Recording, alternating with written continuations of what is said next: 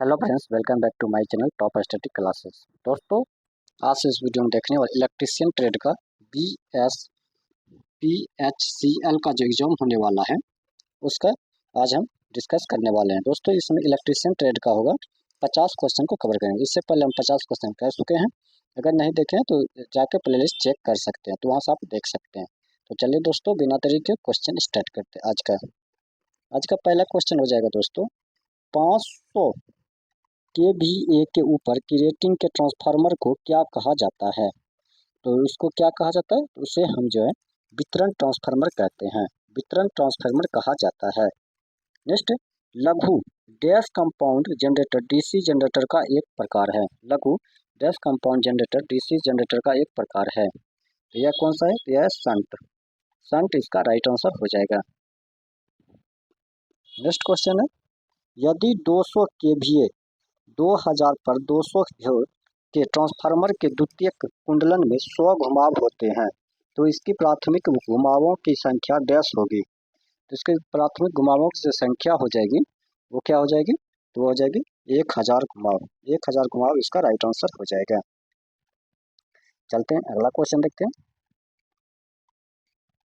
Next question है, शक्ति संचरण में लाइन समर्थनों का कार्य क्या है? तो शक्ति संचरण में लाइनों समर्थनों का कार्य क्या है? तो इसका जो राइट आंसर हो जाएगा वो हो जाएगा ऊर्जित चालक और भूमि के बीच पर्याप्त निकासी बनाए रखना। ऑप्शन में ये इसका राइट आंसर हो जाएगा। चलते हैं next question. Next, aluminium cable को ताम्र बस बार को जोड़ने के लिए इस्तेमाल किए जाने वाले लग के प्रकार को पहचाने। तो इसका जो प्रकार को पहचानना है वो हो जाएगा द्विधात्विक केबल लग। द्विधात्विक केबल लग, ऑप्शन में सी इसका राइट आंसर हो जाएगा। चलते हैं अगला क्वेश्चन। नेक्स्ट, ISI के अनुसार विद्युत जल तापक का निकाय और संयोजी केबल के बीच क्या अवरोधन होना चाहिए? तो इसका जो बीच अवरोधन होना चाहिए वो होना चाहिए 1.00 मेगा ओम। 1.00 मेगा ओम इसका राइट आंसर हो जाएगा। चलते हैं नेक्स्ट क्वेश्चन देखते हैं। श्रेणी जनरेटर का उपयोग आमतौर पर नहीं किया जाता है क्योंकि उसका टर्मिनल वोल्टेज डैश है। तो इसका टर्मिनल वोल्टेज क्या हो जाएगा? इसका जो राइट आंसर हो जाएगा वो हो जाएगा श्रेणी टर्मिनल वोल्टेज क्या हो जाएगा? तो ये हो जाएगा भार परिवर्तन के साथ परिवर्तन होता है। भार परिवर्तन के साथ परिवर्तित होता है। तो ऑप्शन में बी इसका राइट आंसर हो जाएगा। नेक्स्ट, एक विद्युत स्टोव के संचालन के लिए आवश्यक आवृत्ति कौन सी है? एक विद्युत स्टोव संचालन के लिए आवश्यक आवृत्ति कौन सी है? तो वह जो आवृत्ति संचालक हो जाएगा वो हो जाएगा, तो वो हो जाएगा 50 Hz। 50 Hz इसका राइट आंसर हो जाएगा। चलते हैं अगला क्वेश्चन। निम्नलिखित में से कौन सी स्वचालित विद्युत आयरन का तापमान विनियमन घटक है? तो कौन सा है? तो वह है थर्मोस्टेट। थर्मोस्टेट इसका राइट आंसर हो जाएगा। नेक्स्ट, लैंप की दक्षता डैश में मापी जाती है। तो लैंप की दक्षता किस में मापी जाती है? तो लुमेन बटे वाट। लुमेन बटे वाट इसका राइट आंसर हो जाएगा। चलते हैं नेक्स्ट क्वेश्चन देखते हैं। नेक्स्ट क्वेश्चन है, निम्नलिखित में से कौन सा मानक वोल्टेज प्राथमिक वितरण के लिए उपयोग किया जाता है? मानक वोल्टेज प्राथमिक वितरण के लिए उपयोग किया जाता है, तो वो कौन सा हो जाएगा? तो वो हो जाएगा 11 kV। 11 kV इसका राइट आंसर हो जाएगा। चलते हैं नेक्स्ट क्वेश्चन देखते हैं। नेक्स्ट, भंडारण बैटरी की रिसाव चार्जिंग भंडारण बैटरी की रिसाव चार्जिंग डैश में मदद करती है। तो किसमें मदद करती है? तो यह करती है इसे ताज़ा और पूर्ण रूप से अवशोषित रखती है। इसे ताज़ा और पूर्ण रूप से अवशोषित रखती है। तो ऑप्शन बी इसका राइट आंसर हो जाएगा। चलते हैं अगला क्वेश्चन देखते हैं। दिए गए विकल्पों में से घरेलू उपकरणों के लिए केबल का प्रकार चुनें। केबल का प्रकार चुनें, तो कौन सा हो जाएगा? तो हो जाएगा गोल लचीली केबल। गोल लचीली केबल इसका राइट आंसर हो जाएगा। चलते हैं अगला क्वेश्चन देखते हैं। नेक्स्ट क्वेश्चन है, एक विद्युत अवन के थर्मोस्टेट का कार्य डैश नियंत्रण करना है। एक विद्युत अवन के थर्मोस्टेट का कार्य डैश नियंत्रण करना होता है। तो ये जो होता है ये होता है तापमान को। तापमान इसका राइट आंसर हो जाएगा। अगला क्वेश्चन है, एक 3 इनपुट NOR गेट उच्च O/P देता है जब जब क्या होता है? तो जब जो है जब सभी आई व टी निम्न होते हैं, जब आई व टी निम्न होते हैं। चलते हैं अगला क्वेश्चन देखते हैं। नेक्स्ट क्वेश्चन है, एक विद्युत इस्त्री में कौन सी विद्युत रोधन सामग्री का उपयोग किया जाता है? तो एक विद्युत रोधी इस्त्री में कौन सी विद्युत रोधन सामग्री का उपयोग किया जाता है? तो किसका उपयोग किया जाता है? तो इसका जो राइट आंसर हो जाएगा वो हो जाएगा माइका। माइका इसका राइट आंसर हो जाएगा। नेक्स्ट, स्टार डेल्टा मोटर में प्रारंभिक धारा है, स्टार डेल्टा मोटर में प्रारंभिक धारा कौन सी है?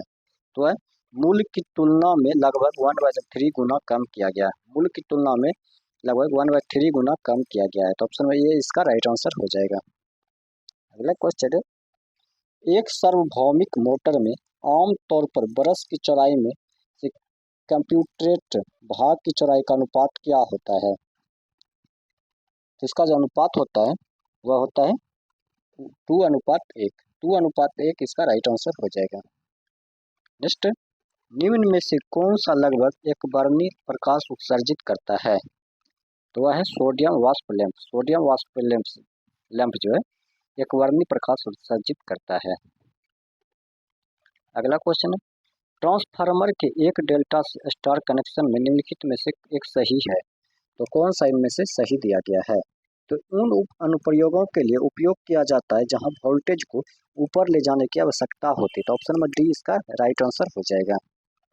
चलते हैं अगला क्वेश्चन देखते हैं। भारी भार के दौरान गति पालक चक्र फ्लाई व्हील किस प्रकार की मोटर का उपयोग करता है? तो किस प्रकार का उपयोग करता है? तो वह हो जाएगा DC shunt motor. DC shunt motor इसका राइट आंसर हो जाएगा। चलते हैं अगला क्वेश्चन देखते हैं। नेक्स्ट क्वेश्चन है, पीवीसी विद्युत रोधी गैर आच्छादित एकल कोर केबल विशेषता सबसे अधिक किसमें उपयोग की जाती है? तो यह जो उपयोग किया जाता है घरेलू और औद्योगिक वायरिंग में, घरेलू और औद्योगिक वायरिंग इसका राइट आंसर हो जाएगा। चलते हैं अगला क्वेश्चन देखते हैं। नेक्स्ट है, एक मोटर द्वारा खींची गई धारा को स्टेटर प्रतिबाधा और टर्मिनल के बीच लागू किए गए डैश द्वारा निर्धारित किया जाता है। तो यह जो निर्धारित किया जाता है यह किया जाता है वोल्टेज के द्वारा। वोल्टेज इसका राइट आंसर हो जाएगा। चलते हैं नेक्स्ट क्वेश्चन देखते हैं। निम्नलिखित में से कौन सा मोटर मीटर का एक अनिवार्य भाग नहीं है? कौन सा मोटर मीटर का एक अनिवार्य भाग नहीं है? तो कौन सा हो जाएगा? तो इसका जो राइट आंसर हो जाएगा वो हो जाएगा प्रेरक पिक। प्रेरक पिक जो है ये मोटर का भाग नहीं है। नेक्स्ट, वितरण प्रणालियों के बीच के लिए आमतौर पर नीचे दिए गए में से किसका उपयोग नहीं किया जा सकता है? तो किसका उपयोग नहीं किया जा सकता है? तो इसका जो राइट आंसर हो जाएगा वो हो जाएगा वन फेज 4 तार प्रणाली। वन फेज 4 तार प्रणाली इसका राइट आंसर हो जाएगा। चलते हैं अगला क्वेश्चन देखेगा। नीचे दिखाया गया प्रतीक क्या दर्शाता है? नीचे दिखाया गया प्रतीक क्या दर्शाता है? तो नीचे दिखाया गया प्रतीक क्या दर्शाता है? तो वह दिखाता है ताप को। ताप जो है इसका राइट आंसर हो जाएगा। नेक्स्ट, लाइन वोल्टेज का अर्थ क्या होता है? लाइन वोल्टेज का अर्थ क्या होता है? तो लाइन वोल्टेज का जो अर्थ होता है वह होता है किसी भी दो फेज के बीच उपलब्ध वोल्टेज। किसी भी दो फेज के बीच उपलब्ध वोल्टेज इसका राइट आंसर हो जाए। ऑप्शन में ए इसका राइट आंसर हो जाएगा। चलते हैं अगला क्वेश्चन देखते हैं।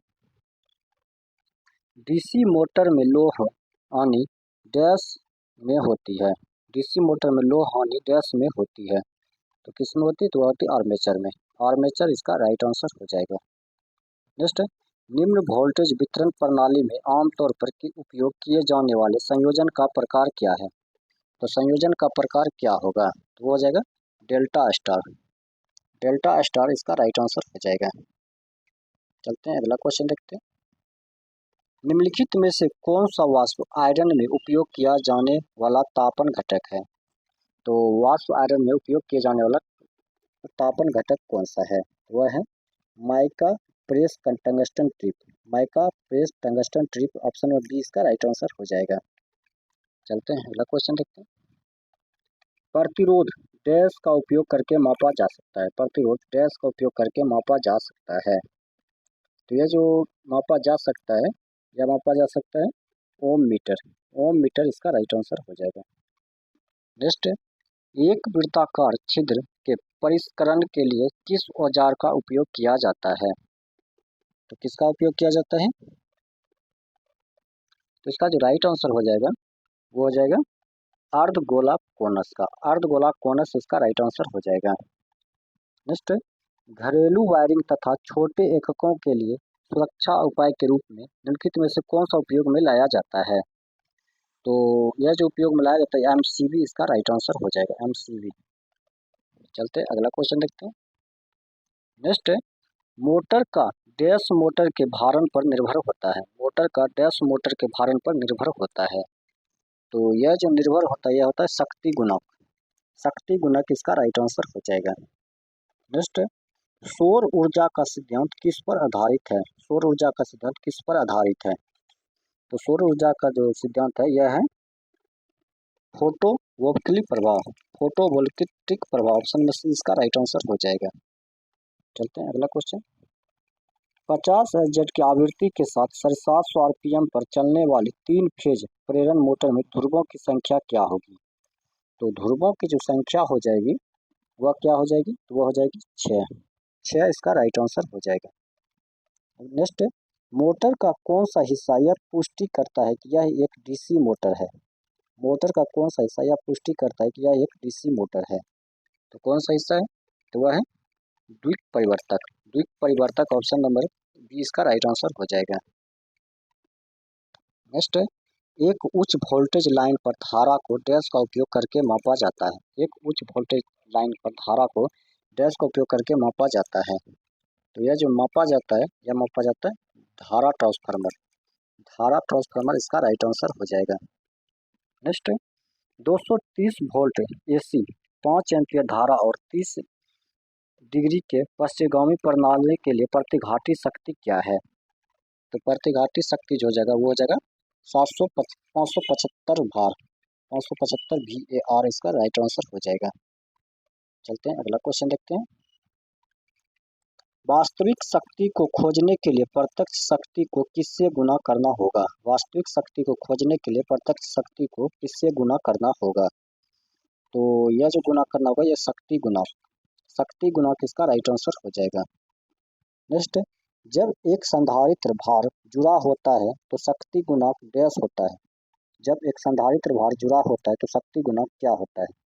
तो शक्ति गुणक जो हो जाता है वो होता है अग्रगामी। अग्रगामी इसका राइट आंसर हो जाएगा। चलते हैं नेक्स्ट क्वेश्चन। नेक्स्ट, निम्नलिखित में से कौन सी पिंजरी मोटर प्रेरण मोटर की गति नियंत्रित तकनीक नहीं है? पिंजरी मोटर प्रेरण मोटर की गति का नियंत्रण तकनीक नहीं है। तो कौन सा हो जाएगा? इसका जो राइट आंसर हो जाएगा वो हो जाएगा रोटर प्रतिरोध नियंत्रण। रोटर प्रतिरोध नियंत्रण ऑप्शन नंबर डी इसका राइट आंसर हो जाएगा। नेक्स्ट, सुरक्षा के आईई नियम के अनुसार स्वीकार्य आवृत्ति भिन्नता क्या है? सुरक्षा के आईई नियम के अनुसार स्वीकार्य आवृत्ति भिन्नता क्या है? तो इसका जो राइट आंसर हो जाएगा वो हो जाएगा 3%। 3% इसका राइट आंसर हो जाएगा। चलते हैं अगला क्वेश्चन। जब एक प्रेरक भार जुड़ा होता है तो शक्ति गुणक डैश होता है। जब एक प्रेरक भार जुड़ा होता है तो शक्ति गुणक क्या होता है? तो शक्ति गुणक जो होता है वो होता है पश्चगामी। पश्चगामी इसका राइट आंसर हो जाएगा। नेक्स्ट, विद्युत कार्य करते समय डैश से विद्युत का झटका लगने की संभावना नहीं होती है। विद्युत कार्य करते समय डैश से विद्युत का झटका लगने की संभावना नहीं होती है। तो वह है सूखी लकड़ी। सूखी लकड़ी इसका राइट आंसर हो जाएगा। नेक्स्ट क्वेश्चन है, ओम के नियम। ओम के नियम किस पर लागू किया जा सकता है? तो ओम का जो नियम है वह प्रतिरोधक पर लागू किया जा सकता है। नेक्स्ट, एक 3 फेज प्रेरण मोटर में स्थिर ह्रास डैश द्वारा निर्धारित किया जाता है। तो यह जो निर्धारित किया जाता है यह शून्य भार परीक्षण के द्वारा निर्धारित किया जाता है। चलते हैं अगला क्वेश्चन देखते हैं। नेक्स्ट क्वेश्चन है, एक 3 फेज स्टार अभिविन्यास मोटर में डैश होती है। एक 3 फेज मोटर अभिविन्यास मोटर में डैश होती है। तो क्या होती है? यह होती है 3 तप्त तार, एक उदासीन और एक भू संपन्न तार होती है। तो ऑप्शन नंबर सी इसका राइट आंसर हो जाएगा। चलते हैं अगला क्वेश्चन। नेक्स्ट क्वेश्चन है, किसी एक झटका लगने पर ट्रिप होने वाली घरेलू परिपथ की सुरक्षा प्रणाली कौन सी होती है? तो यह कौन सी होती है? तो वह होता है ELCB। ELCB इसका राइट आंसर हो जाएगा। चलते हैं अगला क्वेश्चन। नेक्स्ट क्वेश्चन है, एक धारा वाहन चालन में बल की दिशा को डैश का उपयोग करके निर्धारित किया जाता है। तो किसके द्वारा निर्धारित किया जाता है? तो यह किया जाता है फ्लेमिंग का बाएं हाथ का नियम। फ्लेमिंग का बाएं हाथ का नियम इसका राइट आंसर हो जाएगा। तो दोस्तों आज का सेट यहीं समाप्त होता है। अगर ये वीडियो आपको अच्छा लगा हो तो अपने दोस्तों के साथ जरूर शेयर कीजिएगा। नेक्स्ट वीडियो में हम कवर करेंगे 101 से। तो दोस्तों वीडियो के लास्ट तक बने रहने के लिए धन्यवाद।